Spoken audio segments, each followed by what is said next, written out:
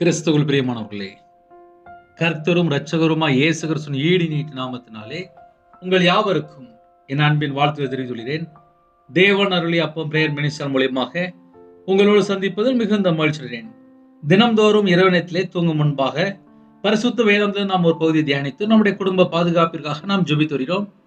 தூங்கும் முன்பாக தினம்தோறும் கேளுங்கள். நீதிமொழிகள் 2ஆம் அதிகாரம் 6 முதல் 9 ஆகிய வசனங்களிலே கர்த்தர் ஞானத்தை தருகிறார். அவர் வாயினின்று அறிவும் புத்தியும் வரும்.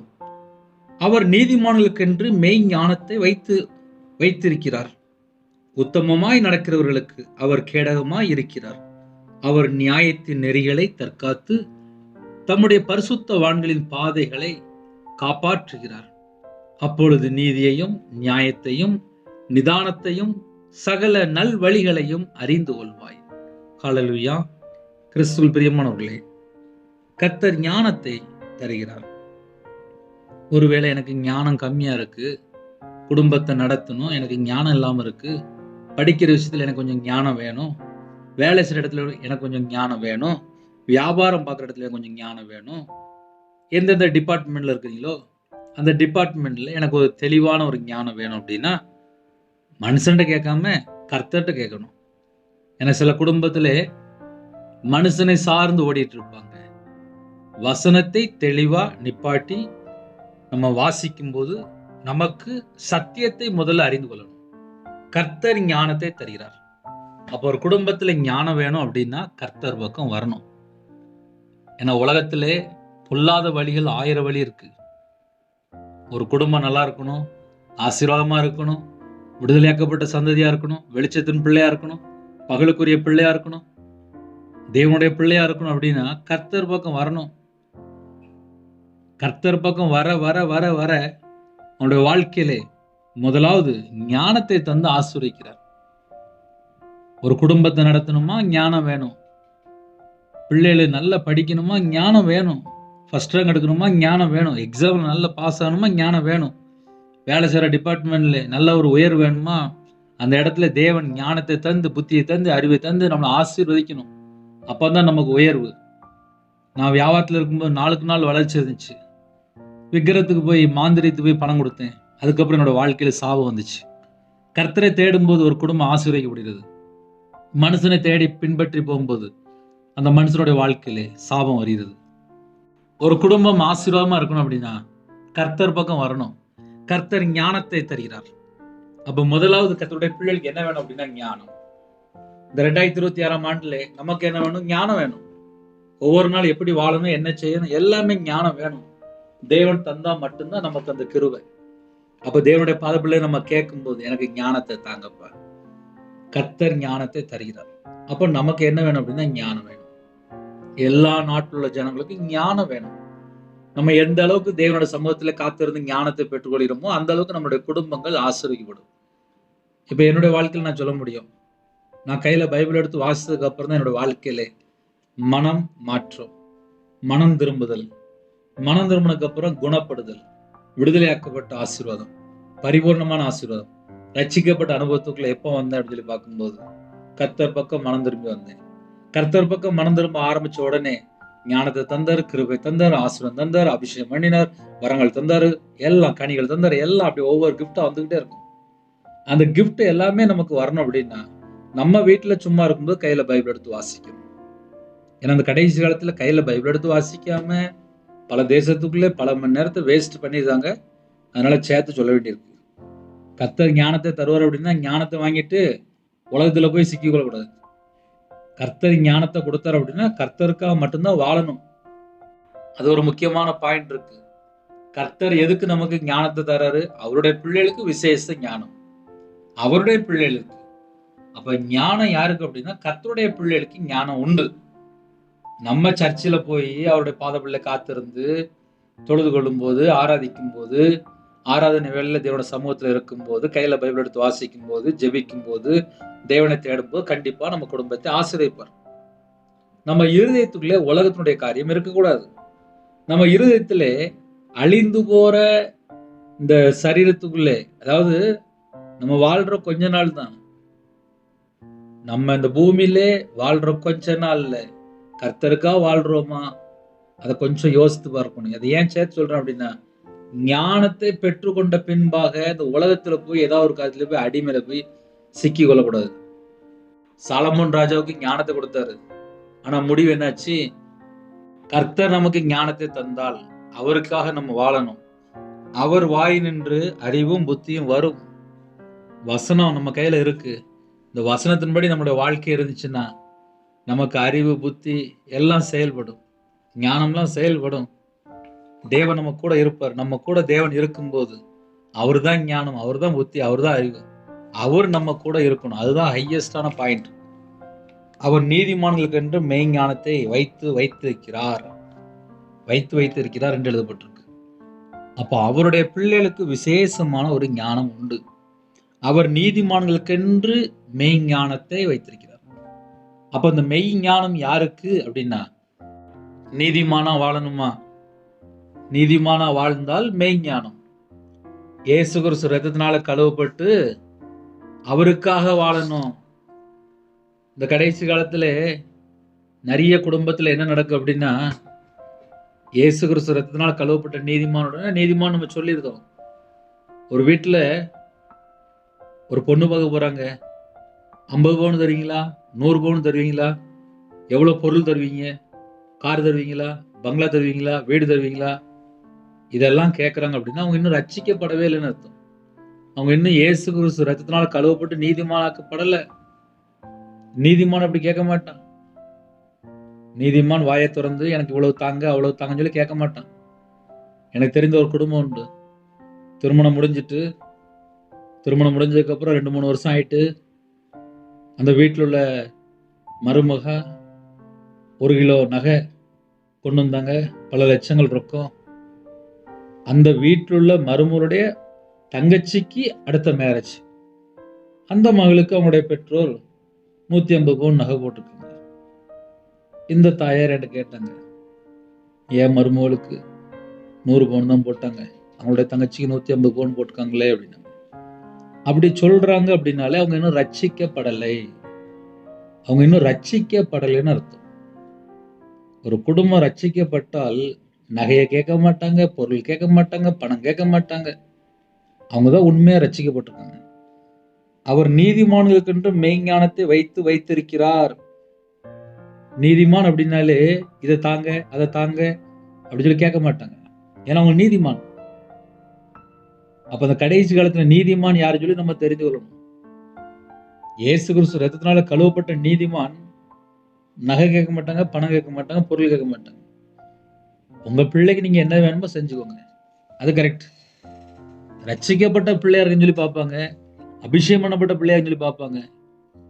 அப்ப இந்த 2026 கர்த்தருடைய பிள்ளைகள் எப்படி வாழணும் அதையும் கொஞ்சம் ஆராய்ந்து பார்க்கணும். அவர் நீதிமான்களுக்கு என்று மெய்ஞானத்தையும் வைத்திருக்கிறார். உத்தமமாய் நடக்கிறவர்களுக்கு அவர் கேடகமா இருக்கிறார். உண்மையா நடக்கிற ஜனங்களுக்கு தேவன் பாதுகாப்பா இருக்கிறார்.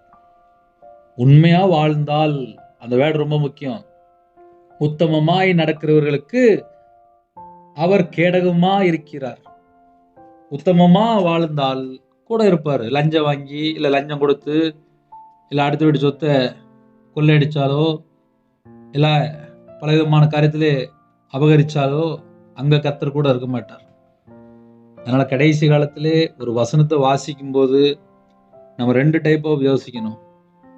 கர்த்தர் பக்கம் மனம் திரும்பி அவர் எனக்கு போதும், என் வீட்டுக்குள்ள கர்த்தர் கூட இருக்கணும், என் இதயத்துல கர்த்தர் கூட இருக்கணும் அப்படின்னா நமக்கு ஆட்டோமேட்டிக்கா எல்லாமே ஆசீர்வாதம் தான். நான் இயேசுட்டையும் போவேன், நான் உலகத்துக்குள்ளேயும் போய் பல விதமான பாவத்திலையும் சிக்கிக்கொள்வேன் அப்படின்னா அந்த இடத்துல கர்த்தருடைய ஆசீர்வாதம் எப்படி வரும்? அதனால கர்த்தர் ஒரு குடும்பத்தோட கூட இருந்தால் அங்க ஞானம் இருக்கும், அங்க அறிவு இருக்கும், அங்க புத்தி இருக்கும். அவங்க நீதிமானதா இருப்பாங்க, அவங்க பரிசுத்தமானதா இருப்பாங்க, அவங்க உத்தமமா தான் இருப்பாங்க. அதுல எந்த சந்தேகமும் கிடையாது. ஏன்னா நான் ரட்சிக்கப்பட்ட பிள்ளையும் பார்த்திருக்கேன், மறுபடியும் உலகத்துல போய் சிக்கி கொள்கிற ஜனங்களையும் பார்த்திருக்கேன். 2 விதமான ஜனங்களையும் பார்த்திருக்கேன். ஞாயிற்றுக்கிழமை சர்ச்சுக்கு போயிடுவாங்க, ஆனா மற்ற நாள் வெளியில போகும்போது சிகரெட் அடிச்சிட்டு இருப்பாங்க, தண்ணி அடிச்சிட்டு இருப்பாங்க, போய் பேசிட்டு இருப்பாங்க. பணம், நகை, இடம் வாங்கணும், இது மட்டும்தான் மைண்ட்ல இருக்கும். தேவனுக்கு பிரியமானபடி நான் வாழணும் அந்த ஒரு கான்செப்டே இருக்காது. எனது கடைசி காலத்துல அப்படிப்பட்ட ஜனங்கள் பெருகிட்டு வராங்க. உத்தமமாய் நடக்கிறவர்களுக்கோ கர்த்தர் கேடகமாய் இருக்கிறார். உண்மையா வாழ்ந்தால், அதான் அந்த வேர்டு ரொம்ப முக்கியம். உத்தமமாய் நடக்கிறவர்களுக்கோ அவர் கேடகமாய் இருக்கிறார். அவர் நியாயத்தின் நெறிகளை தற்காத்து, தேவன் எப்படிப்பட்ட தேவன் அப்படின்னா நீதியின், அவர் நியாயத்தின் நெறிகளை தற்காத்து என்று எழுதப்பட்டிருக்கு. தம்முடைய பரிசுத்தவான்கள் பாதையை காப்பாற்றுகிறார். தம்முடைய பரிசுத்தவான்கள் என்று எழுதப்பட்டிருக்கு. அந்த பரிசுத்தவான்களுடைய பாதையை கூட காப்பாற்றுவாராம். அப்ப கர்த்தருடைய பிள்ளைகள் எந்த அளவுக்கு உத்தமமா இருக்கணும், எந்த அளவுக்கு நீதியை பின்பற்றணும், எந்த அளவுக்கு பரிசுத்தமான வாழணும், அதுதான் நமக்கு முக்கியமான காரியம். மற்ற உலகத்துள்ள காரியம் நமக்கு தேவையில்லை. அப்பொழுது நீதியையும் நியாயத்தையும் நிதானத்தையும் சகல நல்வழிகளையும் அறிந்து கொள்வாய். எப்பொழுது? கர்த்தருக்கு பிரியமானபடி வாழ்ந்தால் அப்பொழுது நீதியையும் நியாயத்தையும் நிதானத்தையும் என்று எழுதப்பட்டிருக்கு, சகல நல்வழிகளையும் அறிந்து கொள்வாய். ஹல்லேலூயா. இதவனத்துக்காக ஜெபிப்போம். கேளுங்க, எனக்கு கொஞ்சம் ஞானம் தாங்கப்பா, எனக்கு கொஞ்சம் அறிவு தாங்கப்பா, எனக்கு கொஞ்சம் புத்தி தாங்கப்பா, நல்ல வழியில நடக்கணும், எனக்கு கிருபை தாங்கப்பான்னு சொல்லி கேளுங்க. ஹல்லேலூயா. கண்களை மூடி நாம் ஜெபம் செய்வோம். அன்பின் கர்த்தாவே, உம்மை நன்றியோடு துதிக்கிற சுதிரம்பா. இந்த நாள் முழுவதும் பாதுகாத்த கிருபைக்காக நன்றி. கர்த்தர் ஞானத்தை தருகிறார். அப்பா, யாரெல்லாம் இணைந்துக்காங்களோ உங்க பிள்ளைகளுக்கு ஞானத்தை தாங்கப்பா. அவர் வாய் நின்று அறிவும் புத்தியும் வரும். யாரெல்லாம் அப்பா இணைந்திருக்காங்களோ விசேஷமா எல்லா குடும்பத்தையும் ஞானத்தினால் நிரப்புங்கப்பா. அவர் நீதிமான்களுக்கு என்று மெய் ஞானத்தை வைத்திருக்கிறார் எழுதப்பட்டிருப்பா. விசேஷமா யாரெல்லாம் அப்பா உங்க ரத்தத்தினால கழுவப்பட்டு நீதிமானாக அப்பா வாழ்ந்து கொண்டிருக்கிறாங்களோ அந்த பிள்ளைகளுடைய வாழ்க்கையிலே மெய் ஞானத்தை வைத்திருக்கிறார் என்று எழுதப்பட்டிருப்பா. உங்க பிள்ளைகளுக்கு மெய் ஞானத்தை தாங்கப்பா. யாரெல்லாம் உத்தமமாய் நடக்கிறார்களோ அவர்களுக்கு கேடகமாய் இருக்கிறார் என்று எழுதப்பட்டிருப்பா. யாரெல்லாம் உண்மையா வாழ்றாங்களோ உங்க பிள்ளைகளுக்கு பாதுகாப்பா இருக்கிற கிருபைக்கா ஸ்தோத்திரம், ஸ்தோத்திரம், ஸ்தோத்திரம். அவர் நியாயத்தின் நெறிகளை தற்காத்து தம்முடைய பரிசுத்தவான்கள் பாதையை காப்பாற்றுகிறார் என்று எழுதப்பட்டிருப்பா. யாரெல்லாம் இணைந்திருக்காங்களோ அவனுடைய வாழ்க்கையிலே எந்தெந்த சூழ்நிலை இணைந்திருக்காங்களோ எல்லா பாதைகள் எல்லாம் காப்பாற்றுகிற கிருபைக்கா ஸ்தோத்திரம்ப்பா. விசேஷமா அந்த இரவு நேரத்திலே ஒவ்வொரு குடும்பத்தையும் உம்முடைய ஜீவனுக்கு அர்ப்பணிக்கிறோம். எல்லா தேச ஜனங்களையும் விசேஷமா உம்முடைய பாதத்தில் அர்ப்பணிக்கிறோம். பரிசுத்தமுள்ள ஓய்வு நாள் ஆலயத்து புறப்பட்டு போக்குறது கிருபை செய்கிறாஜா. இரவு நேரத்தில் இன்பமான தூக்கம் தாங்க, வரக்கூடிய காரியத்தை வெளிப்படுத்துங்க. தேவையில்ல சொப்பனங்கள், தேவையில்ல எண்ணங்கள் எல்லாவற்றையும் நீக்கி போட்டுருங்க. நைட் நேரத்தில் ஒவ்வொரு குடும்பத்திலும் சமாதானத்தை கட்டிடுங்க. குடும்பத்துக்குள்ள என்னென்ன குழப்பங்கள், என்னென்ன பிரச்சனைகள், என்னென்ன பாடுகள், கடன் பிரச்சனையிலே அப்போ குடும்பத்துல பலவிதமான இக்கட்டான சூழ்நிலை எந்த குடும்பத்துல இருக்கோ அந்த குடும்பத்துடைய எல்லா பிரச்சனைகள் எல்லாவற்றையும் மாற்றுங்க ராஜா. தேவனுக்கு பிரியமானபடி உத்தமமா வாழணும், அந்த கிருபை தாங்க. தேவனுக்கு பிரியமானபடி அப்பா பரிசுத்தமா வாழக்கத்த கிருபை செய்யுங்க. இந்த இரவு நேரத்துல எங்களோட ஆவி, ஆத்துமா, சரீரம், சிந்தனை, நினைவு எல்லாவற்றையும் உம்முடைய ஜீவனுக்குள்ள அர்ப்பணிக்கிறோம் ராஜா. பிதா, குமார, பரிசுத்த நாமத்தினாலே முத்திரை போடுங்க. ஆவிக்குரிய 9 கனிகளினாலும் ஆவிக்குரிய 9 நாளும் உங்க பிள்ளைகளுக்கு நிரப்பு ராஜா. இரவு நேரத்திலே கையில பைபிள் எடுத்து வாசிக்கிறத கிருபை செய்யுங்க. ஜெப அபிஷேகம் தாங்க, துதிக்கிற அபிஷேகம் தாங்கப்பா. உம்முடைய நல்ல ஆவியை தாங்கப்பா.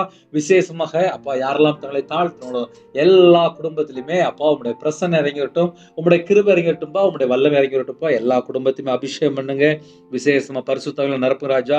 யாரெல்லாம் தங்களை தாழ்த்தினோ எல்லா குடும்பமும் இயேசு கிறிஸ்துவின் ரத்தத்தினாலே, இயேசு கிறிஸ்து நாமத்தினால ஆசீர்வதிக்கப்படும் ராஜா. எல்லா குடும்பமும் கர்த்தர் வேலையிடுங்க, கர்த்தர் பொறுப்படுத்துங்க. விசேஷமா அந்த இரவு நேரத்துல யாரெல்லாம் தனிமையிலே அப்பா போராடி கொண்டிருக்காங்களோ கர்த்தருடைய ஆவியான அப்பா அவங்க பிள்ளைகள் விடுதலை செய்வேன் ராஜா. அவங்களுடைய ஆவிக்குரிய வாழ்க்கையில வளர கர்த்தர் கிருபை செய்யுங்க. கற்பதனியா ஜெபிக்கிறான், கர்த்தர் மனமருங்கப்பா. கர்த்தர் அந்த வருஷத்துல அப்பா கற்பதனை தந்து அப்பா பிள்ளைகளோட வாழ்க்கையில ஆசிரியங்க. எல்லா தடையெல்லாம் நீக்கி ஆசிரியங்க. மாசமா இருக்காங்க, கர்த்தர் ஆசீர்வதித்த கிருபைக்கா நன்றி. டெலிவரி போறாங்க, கர்த்தர் கூட இருங்க. திருமண தேவைக்கா ஜெபிக்கிறாங்க. எல்லா தடையெல்லாம் நீக்கி கர்த்தர் ஆசீர்வதிங்கப்பா. விசேஷமாக திருமணம் முடிந்ததுக்கு அப்புறம் சில குறைகள் உண்டு, சில குடும்பத்துல அந்த குடும்பத்தை கர்த்தர் மன்னித்து பிள்ளைகளை பரிசுத்தப்படுத்தி ஆசீர்வதிங்க. இந்த வருஷத்துல நன்மை கிருபை பிள்ளைகளை தொடரட்டும்பா. சகலவிதமான ஆசீர்வாதங்களும் திருப்தியா நிரப்பி ஆசீர்வதிங்க. நைட் நேரத்துல நிறைய குடும்பத்துல பஸ்ல போறாங்க, கார்ல போறாங்க, ட்ரெயின்ல போறாங்க, பிளைட்ல போறாங்க. எல்லா தேச ஜனங்களையும் உங்களுடைய ஜீவனுக்கு அர்ப்பணிக்கிறோம்ப்பா. எத்தனையோ தேசத்துல இணைந்திருக்காங்க. அவங்களோட வாழ்க்கையிலே அப்பா எந்தெந்த சூழலை கத்தரை விட்டு தள்ளி போனாங்களோ எல்லா பாவத்தையெல்லாம் மன்னிங்கப்பா. நைட் நேரத்துல வாலிப பிள்ளைகள், வாலிப பையங்க பல இடத்துல இருக்கிறாங்கப்பா. அந்த பிள்ளைகளுக்கு சகலவிதமான பாதுகாப்பு தாங்கப்பா. யாரெல்லாம் நைட் நேரத்துல நைட் ஷிஃப்ட்ல அப்பா டிரைவிங் லைன்ல இருக்காங்களோ, பஸ்ல போறாங்களோ, கார்ல போறாங்களோ, ட்ரெயின்ல போறாங்களோ, அந்த பிள்ளைகளுடைய வாழ்க்கையிலே அப்பா இரவு நேரத்துல கர்த்தர் கூட இருக்கணும்ப்பா. கர்த்தர் கூட இருக்கணும். கர்த்தர் கூட இருக்கணும்ப்பா. உங்க கரத்துல அர்ப்பணிக்கிறோம்ப்பா. எல்லா குடும்பத்தையும் உங்களுடைய ஜீவனுக்குள்ள அர்ப்பணிக்கும் ராஜா. எத்தனையோ தேசத்துல இணைந்திருக்காங்க. அவங்க இருக்கிற இடத்துல கர்த்தருக்கு பிரியமானபடி வாழணும்ப்பா. அந்த வருஷத்துல கையில பைபிள் எடுத்து வாசிக்க கத்த கிருபை செய்யுங்க. வேதத்தை வாசித்து முடிக்க கத்த கிருபை செய்யுங்க ராஜா.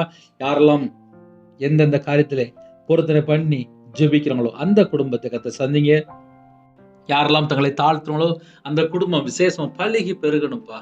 கத்த கிருபை செய்யுங்கப்பா. உன் சந்ததியை பெருக பண்ணுவேன்னு சொல்லி ராஜா. நான் உன்னை ஆசீர்வதிக்கவே ஆசீர்வதித்து உன்னை பெருகவே பெருக பண்ணுவேன்னு சொல்லி ராஜா. ஒவ்வொரு குடும்பத்தையும் ஆசீர்வதிங்க ராஜா. இந்த இரவு நேரத்துல எந்த குடும்பத்துல கடன் பிரச்சனையில கஷ்டப்படுறாங்களோ அந்த கடன் பிரச்சனைக்கு ஒரு முடிவு கொண்டு வாங்க. இஎம்ஐ கட்டணும்ப்பா, குழுக்குள்ள பணம் அடைக்கணும்ப்பா. எத்தனையோ குடும்பத்துல அப்பா நகை பேங்க்ல இருக்க எல்லா தடைகளும் நீக்கி ஆசீர்வதிங்க. எல்லா குடும்பத்தையும் கத்த பொறுப்படுத்துவாங்கப்பா. இரவு நேரத்துல சில குடும்பத்திலே அப்பா வாழ்வு பிள்ளைகள் இணைந்திருக்காங்க ராஜா. அப்பா நைட் நேரத்துல தனி ஜோம் பண்ண குடும்ப ஜோம் பண்ண கத்த கிருபை செய்யுங்க. இரவு நேரத்துல விசேஷமா வீட்டுல யாரெல்லாம் அப்பா கண்ணீர் மத்தியில போராடி ஜெபிக்கிறாங்களோ அவனோட உபத்திரத்தை எல்லாவற்றையும் கத்தர் மாட்டித்தாங்க ராஜா. இணைந்திருக்கிற குடும்பங்கள் ஆசீர்வதிக்கப்படும் ராஜா. கர்த்தரை விட்டு தள்ளி போய் எந்த ஒரு பாவ காரியங்களுக்கு வேண்டாம்ப்பா.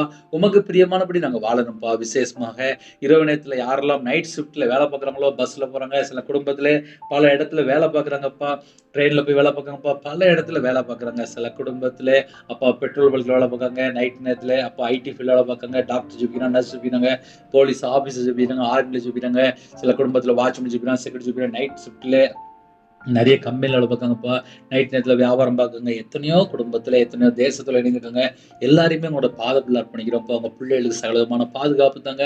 இந்த வருஷத்துல அப்பா நீங்க எங்க கூட இருக்கணும்ப்பா. உமக்கு பிரியமானபடி நாங்க வாழணும்ப்பா. இந்த நாள் முழுவதும் பாதுகாத்த கிருபைக்கா நன்றி. இரவு எங்க கூட இருந்து பாதுகாக்க போற கிருபைக்கா நன்றி. எந்தெந்த குடும்பத்துல அப்பா நைட் தூங்க போறாங்களோ அந்த குடும்பத்தோட கத்தர் கூட இருந்தப்பா. வரக்கூடிய காரியத்தை வெளிப்படுத்துங்க. அதிகாலையிலே உங்களுடைய சமூகத்துல கண்வெளிக்க கத்த கிருபை செய்கிறாஜா.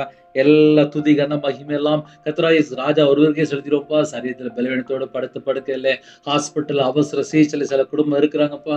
அந்த குடும்பத்துக்கு சுகம் பலன் ஆரோக்கியத்தை கிடைக்கும்ப்பா. பூரண விடுதலை தாங்கப்பா. பூரண சுகம் தாங்கப்பா. எந்தெந்த குடும்பத்துல அப்பா சரீரத்துல பலவீனத்தோடு ஹாஸ்பிட்டல் அவசர சிகிச்சை இருக்கணும் அந்த இடத்துக்குள்ள கர்த்தர் உங்க பிள்ளைகளை தொட்டு சுகமாக்கி தரணும்ப்பா. நீங்க தொடுங்க. உங்க பிள்ளைகளை தொட்டு சுகமாக்கி தாங்க. உங்களோட பலவீனம் நீங்கி சுகமா தங்கியிருக்கிறது கிருபை செய்யுங்கப்பா. ஆலயத்துல போய் சாட்சி சொல்லுறது கிருபை செய்யுங்க. உங்களுடைய சமூகத்துல ஒவ்வொரு குடும்பத்தையும் அர்ப்பணிக்கிறோம். தேவனர்களே அப்ப மெடிசல் மூலம் இணைந்த குடும்பங்கள் இயேசு கிறிஸ்து நாமத்தினால் ஆசீர்வதிக்கப்பட்ட ராஜா கர்த்தர் பொறுப்படுத்துங்க. உங்க ஜீவனுக்களை தாழ்த்தி விடணும். துதிகான மகிமை எல்லாம் முறுக்கி செலுத்திடும். இயேசு கிறிஸ்து பிதாவே ஆமென். தேவனுக்கே மகிமை உண்டதாக. கர்த்தர் தாமே உங்களை உங்கள் குடும்பத்தின் சகல காரியத்திலும் சம்பூர்ணமா திருப்தியாக கர்த்தர் கூட ஆசீர்வதிப்பாராக ஆமென். கர்த்தராகிய இயேசுவின் கிருபையும் பிதாவாகிய அன்பும் பரிசுத்தரோட ஐக்கியமும் இப்பொழுது எப்பொழுது சதா காலங்களிலும் நம்ம கொடுப்பதாக ஆமென். கிறிஸ்துவில் பிரியமானவர்களே எனக்காக ஜெபித்து கொள்ளுங்கள். இந்த வருஷத்திலே நிறைய காரியம் இருக்கு. தொடர்ந்து இணைந்தீர்கள். கர்த்தர் உங்களோட பேசுவார். God bless you. Thanks for watching. Please subscribe our channel. Click the like and share. Click the bell. God bless you.